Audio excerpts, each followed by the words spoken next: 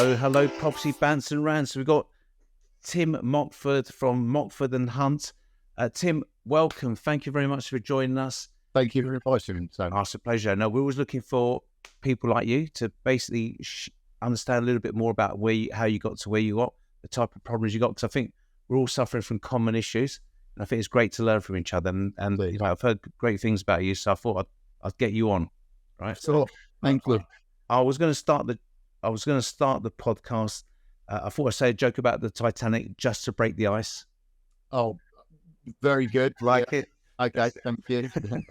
Okay, but let's get on to it. Tim, how did you get? So you obviously tell us about you now. How did you get to where you are? Tell us about your firm. Tell us about how, you know, where you're based, what sort of size you are, and how you get to that.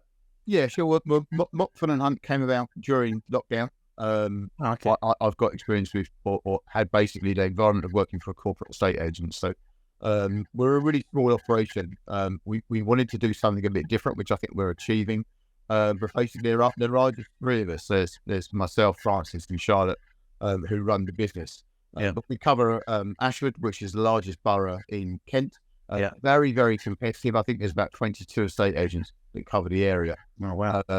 But we're coming up to 3 years old now, and I have to say I've loved every minute, 100%. Yeah, was it different to what you expected? I think it was, in terms of all the stuff that's involved behind the scenes. Because obviously working for a corporate agent, you're front end all the time, and you don't see everything else that has to happen in the background, all the administration, payroll, accounts, all of that. So I think it was definitely a baptism of fire, but we hit the ground running. I think anybody that thinks they're going to start up an estate agency and it's going to be a walk in the park is gravely mistaken. I think you have to put some groundwork in before you open. But like I said, it's been 3 years now, and there's not one single element of me that regrets doing what I did. In fact, actually, did you start before lockdown? Like, did it happen? Did you know the market was good at that point? Because obviously, lockdown, we've had. All right, so you just took a chance. Well, I think it sort of happened in June 2020 that the conversation came up between myself and Francis, who actually worked in my branch when I worked for a corporate agency, and we basically just had a conversation, and it went from there, really. And I think actually lockdown really helped because they shut all of the offices. All the phone calls were directed to me. Right. And I think one day I counted about 120 phone calls that I dealt with, and I just thought, I'm doing this and working as hard for somebody else. It's kind of like a light bulb moment, and it just so coincided that, you know, my now business partner was having the same kind of thought. The rest is history, as I say. Yeah, because like you say, you make a really good point, don't you? Because, you know, like it's one thing to be technically good at your job, to be a good estate agent, but then to move into that business side of it you actually need lots of different skills. There's lots of different pressures that you have to run with, don't you? So if you found that tough, you kind of touched on it, but have you found that tough? Or I'm going to be honest with you. What I've really enjoyed is being back to being an agent. When you're running a busy office, you find that the estate agency side of things takes a bit of a back foot because you're dealing with issues with staff, you're dealing with targets, setting targets, you're on go-to or Zoom meetings all the time, or you're going out to another office. So I've really enjoyed being an estate agent. I'm really fortunate that I've got people I work alongside that their admin skills are far better than mine.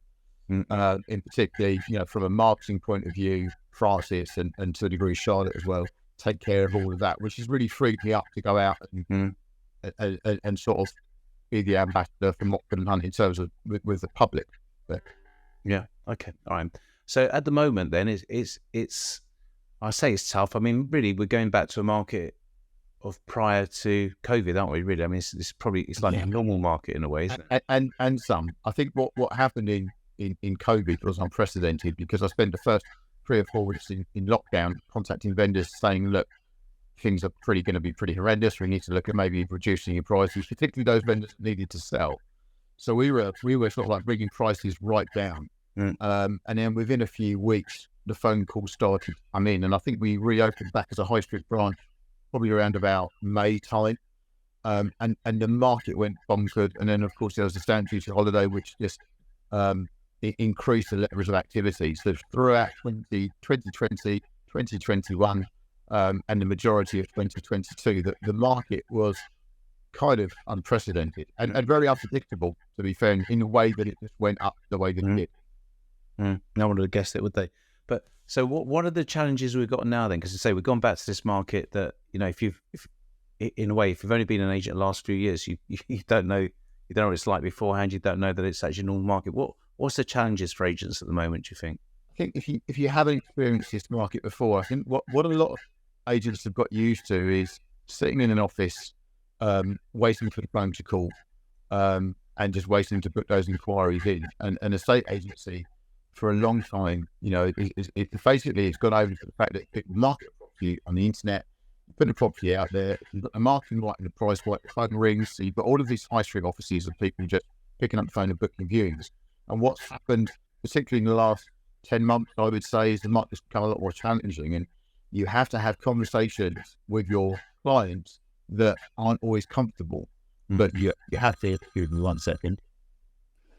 You have to not educate your vendors, because that sounds really patronizing, but your vendors really have to trust you with the advice that you're giving them, because if you're talking about amending the price, for example, that doesn't always go down very well. So they really have to have their faith in you, and you've got their best interests at heart. Whereas a lot of agents, I genuinely don't think that comes across. I just think that typical stereotypical, a perception of an estate agent still exists.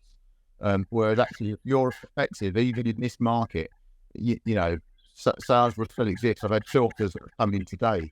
And I think also, offers are coming in typically a lot lower than they would have done 12 months ago and during lockdown. So it's not his asking price, or we're not getting multiple offers on the property and going to best offers.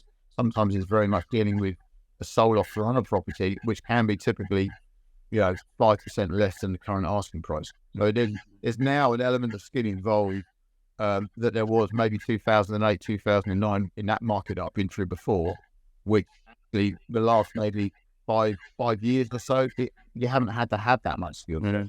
So basically, what we're really saying, we're going back to being proper estate agents in a way, because we've kind of been like order takers.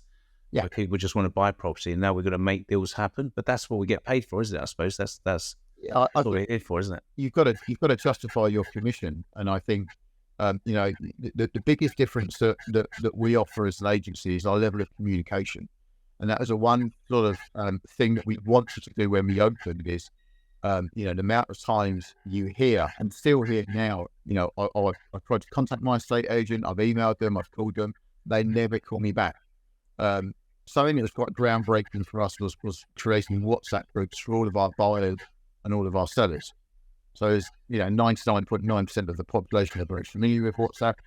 If I get a message on WhatsApp, it comes through to me instantly. The person who sent the message knows that I've read it, and there's a level of expectation there that you'll deal with it.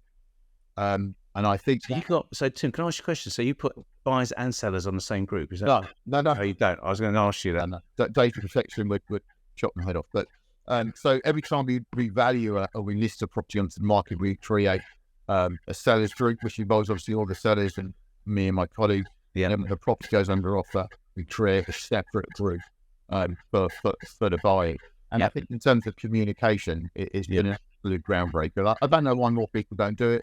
I don't know if they have the ability to do it, but it has changed. Not changed, but I think it enhances how we are perceived, and you can see that on our reviews. Yeah, so it's about communication. So what communication? What are your distinctive points? Yeah, and you touched about. But I'm going to ask you a quick question. You touched on fees. Yeah, so it is about having those hard conversations. Isn't it? Clients will naturally ask you, "What are your fees?" Because they don't know anything else, and it's our role, isn't it, to show them that actually what you're providing is good value. And that thing you said about communication, that's what's lacking for a lot of people, but that's what people need. I think our fees are set fees, a set percentage. We don't shy away from telling people what they are. My corporate background, where people ask you what you charge, you avoided that question like the plague. And I've had appointments recently where I've gone out and valued properties, and the agent's been out and valued the property, done a market appraisal, and still hasn't disclosed their fee. Because typically these are the guys that are more expensive. And I think it's built up to be almost ashamed of what you charge. And we certainly are not ashamed. And I genuinely believe that in the competitive geographical market where we are, we offer the best value that we can for the percentage that we charge. And what do you give? What can someone expect coming to you then, Tim? What are your? Because you do communication, I see that you said you got your WhatsApp groups and things like this. What do you?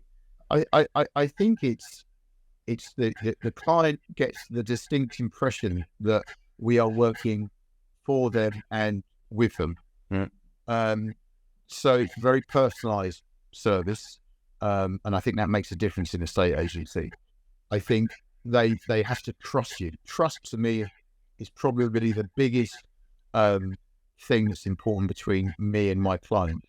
And I have to say, in the 3 years that we've been running, I've not had any issues where people don't feel that, or they don't get that sort of understanding from being with us. And I even spoke to one of our clients today, and she said that we are the only people that are helping that. Solicitors aren't helping, mortgage brokers isn't helping. So we really wanted to try and change that perception, because interestingly, if somebody's instructed a solicitor as a conveyancer, they will refer to them very often as, no, I've got my own solicitor.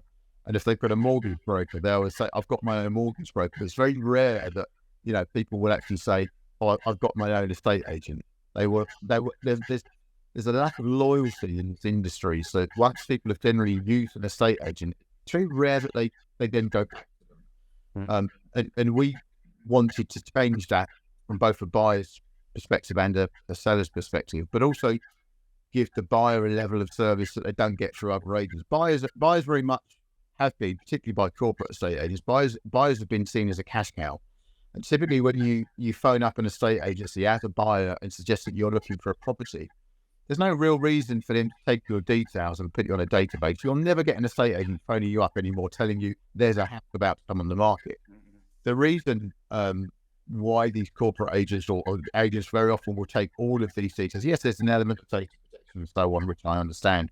But what happens is that these agents will have a target for conveyancing referrals and mortgage referrals. So when they're registering these people, their primary focus is to have that conversation about financial services, have that conversation about conveyances, because they've got a target over their head to hit a certain amount of those referrals. And I think, from our point of view, by valuing a buyer and making them feel valued and giving them complete freedom of choice as to what they want to do, whilst at the same time still giving them guidance. I've had buyers come back to me to sell their properties. I had a lady exchange last week. It's the second property she's bought from us. And I think you give them a very, very different experience. And when you understand that this industry is more about people and service, I think it makes a big difference to how you operate as a company. Yeah, I think trust is really important. I mean, the EA Masters, they do a great survey every year, and trust always comes out at the top. Yeah, people are looking for really, and to generate that is really what you need. And I think it's an interesting point what you said about some people just selling the conveyancing. I think, and the financial services.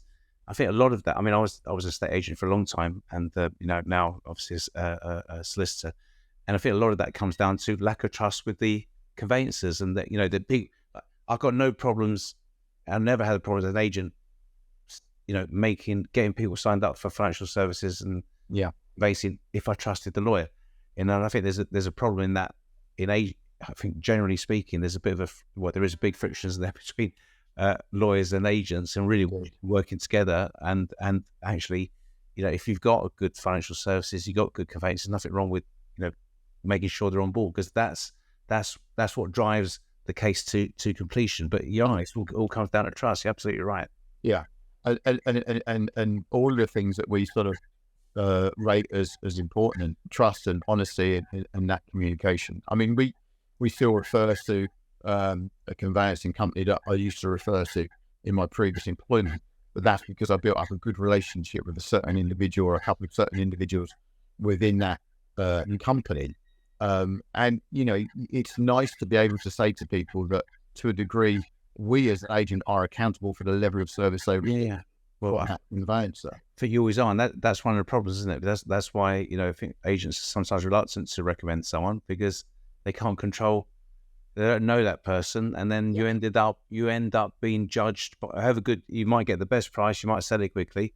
Yeah. If the conveyancer you recommended does a bad job, it ends up reflecting on you. And that's why that relationship has to work miles better than it does across the industry. Yeah, 100%. And obviously yourself being a conveyancer, that you can work alongside, because typically as an agent, when you're ringing up to progress, or you're ringing up for an update. I mean, I've had secretaries at conveyancers. I'm just like, are you just calling for an update? Now, invariably, sometimes I am, but a lot of the time I'm trying to make a difference, because clearly as an agent, you can liaise between buyer and seller directly over a telephone, where you're not relying on an email. So you can actually influence the conveyancing process. You can expedite the conveyancing process. You can be effective in that process. And I think if you don't have a relationship with a conveyancer, that maybe they don't know who you are. Yeah. First time you're ringing them, very often as an agent, you feel you're being fobbed off by a solicitor, a conveyancer, a lawyer, because they just you're a thorn in their side. And you may be able to relate to this, Tony, if you were an estate agent and now you're in conveyancing. And I think, from a client's point of view, being able to bridge that gap, and I work very closely with as I said, a certain couple of conveyancers, and I know that if I send him an email, within 5 minutes I'll get an email back. I know that if I'm ringing him up to ask him to do something, he knows that I'm not, gonna just ringing up to say, oh, your search has been applied for, great, thanks, bye, see you later. So I think that relationship that I have with any conveyancer is really, really important. And also, if you're recommending it, it reflects your business. It becomes part of your brand. Yeah. I mean, one of the biggest complaints by the property ombudsman relates to the service that the agent gives after offer. That's weird, isn't it? Because after offer, when I started in the estate agency, that was all down to the lawyers. But now more and more, the agents are kind of perceived as the problem afterwards. Whereas reality is, it needs just better collaboration between the agents and the lawyers, because we're all here just to service the client. That's what we're all here for. That's the right thing to do, isn't it? Absolutely. We're all here to get the similar result, or the same result. Yeah. None of us are really going to get paid until it completes. Yeah. So I have to say, touch wood, I don't. You come across bad conveyancers as much as you come across bad estate agents. I've had some horrendous experiences in the last 3 years with solicitors, which have just blown my mind in terms of their inability to do something. And you've just got to understand that, or if you're working with a conveyancer that sees you as an asset, then ultimately the person's going to benefit is the consumer, and it can end up making a real difference. So Tim, the good and bad in everyone. It's a matter of just making sure that we guide, because that's what we're here for, guide the clients to make sure they work with the right people. Yeah. So actually we can get their transaction through. Okay. Yeah. So I agree with that 100%. So for the industry then, transaction numbers are down, and what are you doing to help you generate more business? I suppose I think it's crucial for you. To generate more. I mean, what happens? So obviously, your children have now, but their kids have gone back to school, thankfully. So we can see appointment levels have gone up. Right. Okay, started already, is it? Because it's now. I don't know when the recording is going to go live, but it's early September now, isn't it? Yeah, it is early September. So but for reasons that the children went back to school yesterday. You can set your clocks by it, because people are keen to now get a property on the market. They want to potentially move before Christmas. Yeah. And I've been doing this job over 20 years, and September has always been a good month. Yeah. So despite all the doom and gloom, there are some really positive things out there. It's very difficult as to what you can actually do to generate that extra business, but you've got to make sure that, as I referred to earlier on, you're working closely with your vendors, you're keeping them up to date with what's happening, and you're not afraid to have a conversation with them when it comes down to price. because it's all relevant. Particularly if they're selling and buying on. 10% drop in the market is not just relevant to their property or the town that their property is in. It's pretty much, across the board. Yeah, so that's what I want to pick up on, because I think what you said is really important, because it is about having those hard conversations, if that's the conversation you need to have to benefit the client, isn't it? Because it's like going to a doctor, isn't it? Because if you don't want to go and see a doctor and he doesn't tell you you've got a broken arm, you want someone to say, look, actually, Tim, your arm's broken. Yeah. You need to take it easy. You don't want him to say, oh, Tim, don't worry about it. You just crack on, and then I'll tell you in a month's time your arm's broken, Yeah, and that's the spot on, Tony. That's an analogy I use. Right, okay. If you've got a serious illness, you don't want a doctor to tell you you're going to be fine. Yeah. Sometimes you've got to deliver bad news. And I say to people, that they're not paying me to be their friend. If you want a friend, go on Facebook or whatever. I'm not interested in, nobody's ever thanked me for not selling their home. And ultimately, they need that confidence in you that you understand the outcome of this transaction. You understand if they're moving, it's about where they move to. It's about that final destination. And as long as they understand that, they won't always like what you tell them. But as long as they completely trust that the end goal for them, you're aware of, and you're trying to get them to that end goal. Sometimes it can be an easy conversation. The amount of times I said, look, I think we need to look at the price, and the amount of times the seller goes, I think you're right.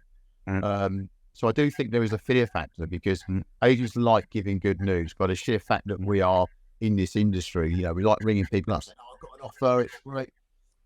And you like giving people good news, but I think actually, you're in it, you got to be in it for the long game, and you've got to, and it is a challenging market, and I think people do respect the fact that you are having a conversation. 100%. I think that's where you earn your money, isn't it? Because it's easy to give you good news, but it's harder to give bad news, or the news that people need to hear, unless you want to hear. We got a saying, like, give good news fast, but give bad news even faster. Because people want to hear about that, so they can. 100%. This is the thing with conveyancing.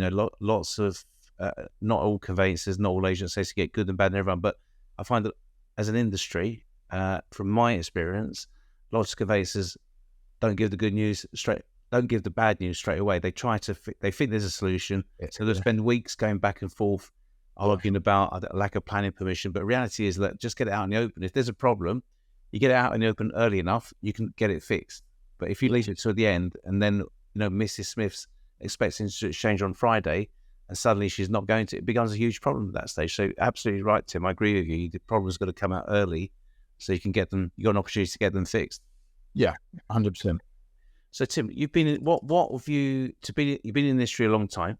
So what have you learned what sort of mindset do you think has helped you in the industry? You've come far. So what's the main characteristics you think I'm grateful for the training that I've had in both my previous employers. Sorry. Yeah. And I think understanding that this is a people industry. It's not about property. It's understanding that everybody's different. Everybody's got their perception of what's going on. So, when you talk about neuro-linguistic programming, when you talk about people's how they visualize stuff, so there may be audio, maybe visual. So there's lots of ways, but I think ultimately it's about putting yourself in that person's shoes and trying to get in their head to see what they're trying to do, and then make sure that your service reflects what kind of individual that person is, and that they genuinely feel you do actually care. I mean, our strap line is, Mockford Hunt, caring about your move. And we kind of came up with it when we opened, but I think what's really come to pass in the last 3 years is that people do genuinely think or know wholeheartedly that we do actually care. And I think that's the biggest thing that I've kind of learned is just making people and listening to people.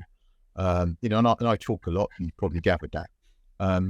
But to me, it is making sure those people have that confidence in you. And like I've said, I've loved every second of the last 3 years. It's been completely enjoyable, and a lot of that is down to the buyers that I've helped, the sellers that I've helped, the reviews that we get. I mean, I love reading the reviews because they're genuinely, they're coming from people and how they feel. And I think that's a testament. And any agent, really, yourself as a conveyancer as well. I think reviews are massively important because I can tell you how good I am, or I can show you from those reviews. So the biggest, going back to what you asked, what have I learned? I think from a consumer's point of view, it's just treat people with respect, treat people how you'd want to be treated, and make sure you stay true to your word. Like, if there is a problem, deal with it straight away. Tell people the truth. Be honest with people, and people do respect it. Yeah, 100%. I agree with that 100%. So I think it comes down to, I could tell you're a genuine person, but having that genuine passion to really help people. And I think we learned, I say we, as my brother and I, we started to practice. We're both estate agents beforehand. And we learned as kids, you got to give people value. You got to help people, genuinely want to help people. And money comes afterwards, but the starting point is you generally got to care about people and deliver them a solution that they can't get anywhere else. And then they'll, you want to do that. You feel good anyway. Money's just extra on top, really. But the main thing is that you're helping people, and you generally want to help them. Yeah, I think the upshot is if you're good at your job and you look after people, invariably you're going to get repeat business, and you're going to do a good job anyway. I think if the moment when I was during lockdown, and I remember going on a Zoom meeting, and somebody said, what's the most important word? What's the P word? The most important P word? And at the time, I was thinking it is people. It is as cheesy as that. It is people, but the word profit came out, and that's when my heart kind of sank. Yeah. Without people, there is no profit. No, exactly. And if you look after people, the profit will take care of itself. Yeah. And that kind of relates to your clients, doesn't it? Also relates to the people that work for you. It's to make them the best version of themselves. So you've obviously had a lot of training. You mentioned NLP and things like this. Was that through your last company? Was it? It was. Yeah, it was. Yeah. So I think training's crucial, isn't it? You literally got to do that to make you the best version of you, and to make people work with you the best version. Yeah. I mean, I've been in training where they effectively give you a script and they tell you what to say verbatim when you're registering somebody or when you're sitting around somebody's house. If you want a market appraisal, they would tell you verbatim what to say if somebody asks you about your fee. And you had to learn the script. You had to learn the script. You had to video yourself saying the script. And that was a training. That's probably the training that I least remember. The training that I most remember is actually when you learn about people and how to deal with people and third-party perception. And I say it's that. It wasn't like a light bulb moment, but it kind of went along the lines of what I was trying to look for within my role, and that goes across to both. When I was working with a number of staff, you have all kind of staff. You have to treat people differently. Now, everybody else has their individual care instructions, and it's the same with clients. I've got clients that I've got a lady, one of my vendors, is in her 80s. And she calls me every day, and she apologizes every time she calls me. I said, "You don't have to apologize. You're just massively motivated, and you just want somebody to help you." I've got some vendors that call me, twice throughout the whole transaction. So everybody's different. It's the same in your industry. It's not a one size fits all. You have to deal with it differently, and I think that's what people will end up reflecting. So a quick question on your valuations, what do you talk about? Because I imagine you look after each case. So I imagine you get your fall through rate is not as high as the national average. National average about almost 40%. Yeah. What do you talk about that on your valuations? That's a big point. I think agents miss that. Do you talk about it or not really? What the fact that your fall through rate is less than other people? We do at the moment. I mean, we did some statistics from one of our main Rightmove, basically. And our actual our listing to sale ratio is 87%, and the average within the borough, so the 22 agents that we looked at, the average across the board was 52%. Yeah. So, I mean, I don't think we have very, very, very few sale aborts. Yeah. I mean, I think within the last 3 years, I would probably say, of properties where we've lost buyers, Yeah. I don't know, a dozen. It just doesn't. Let me ask a couple of questions. First, do you talk about it a lot on your valuation or not? Because No. that's it. I find you don't. No, because it's not relevant to the client. Right. It's almost like saying, look how good we are. Yeah. People aren't interested in how good you are. People are only interested in their outcome. People genuinely. So if somebody's got an outcome, if you're around somebody's house, they don't care how brilliant you are. They don't care how glossy your brochure is. They want to explain to you what they're trying to achieve, and they want you to be a vessel, a valuable asset that's going to get them to what they want to achieve. So unless it comes up in conversation and they say, we're hearing a lot of sales are falling through. Well, I'd be interested to hear where they kind of heard that from, probably the BBC app. But if it comes up in conversation, I will give them their assurances or our assurances that it doesn't happen. But in all honesty, it's never really come up in conversation. I would say, I mean, you probably got a great instruction ratio anyway, but I'll say it's a massive selling point. I think you should. I mean, if I was you, I would definitely mention it. And I think whatever you're doing at the moment, you'll get even more instructions. That's my tip. That's my tip. Cheers. I'll get you some Amazon vouchers. Okay, all right, well done. And so, how do you get? Because you got a small fall through rate. How do you achieve that? What do you do? What little tricks do you use? Have you got anything that you use to make sure that it goes through? I don't think so. I think it's, to me, that WhatsApp group has made a difference because, it's not just conversations you're having on the WhatsApp group. You're able to share documents. You're able to, you share solutions. And I think if your seller and your buyer have got trust in you, because at some point they fell in love with that property, and a lot of the time a conveyancer will put the heebie-jeebies up a buyer. A home buyer's report will put the heebie-jeebies up a buyer, and it will scare them off. I've got a transaction going through at the moment where the buyer's been told that, they've knocked a wall down. So that at some point, a wall has been knocked down between the dining room and the hall, which is quite common in older Victorian properties, as you probably know. Yeah. You open up the lounge and the dining room into one big room. And it was done probably about 50 years ago. And the conveyancer is asking for retrospective planning permission and all this. And actually, some of these situations could be nipped in the bud, but the buyer has to trust what you're saying. If the buyer doesn't trust what you're saying and thinks you're just trying to fob them off, and you haven't earned the right to have that conversation with somebody, then they're gonna hightail it out of there and go and buy something else. Well, actually, that wall was knocked down 50 years ago. It's been like it for 50 years. It's going to be like it for another 50 years. Don't worry about it. It's about giving commercially realistic solutions, isn't it? Really, and that is probably part of the problem with the industry and the legal industry is that, you've got to give advice, but you've got to be commercially realistic advice. Yeah, I think a lot of the time with conveyancers, particularly if they're not local, they are just going through the process.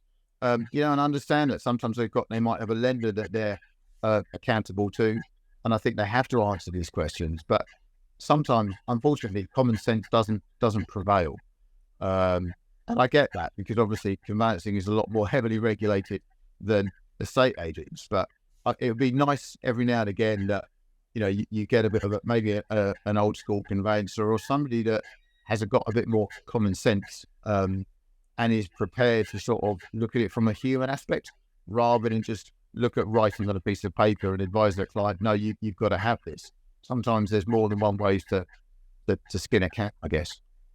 Yeah, I think it's about providing commercially realistic solutions. Then there are loads of solutions out there.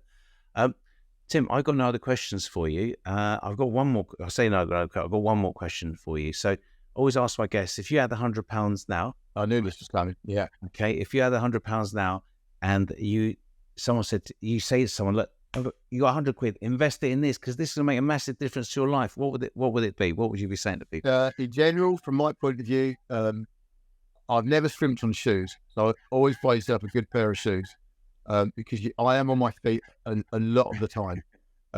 So yeah, it's a good pair of shoes and good coffee. Good coffee. Good coffee machine. Yeah, I cannot function without at least 3 cups. Cool. Can you recommend a pair of shoes and a coffee machine? Go on. I would say you can't go wrong with a pair of Clarks because they're on your feet. and I've got a Nescafe Dolce thing at home. There you go. I go through pods like it's going out of fashion, and yeah. But those are the things that I would strongly suggest. Okay, so go out there, yourself a pair of shoes from Clark's. Yeah. You should be getting shares in Clark's. And everyone's going to go around and buy Clark's. Well, listen, the coffee gives you the buzz, the shoes, and you can go a long way with a bit of buzz and a bit of bounce, as I say. It was ice break. No, I've never heard anybody else ever say that. I've just made it up. But yeah, you can have that one for free. Okay, thanks, Tim. Thanks, appreciate that. You're welcome. Tim, I'll let you go. Thank you so much for being a guest. I'm sure people are going to be very excited about what you're saying. It's good stuff. Probably fall asleep with the amount I've been talking, but thank you very much for having me.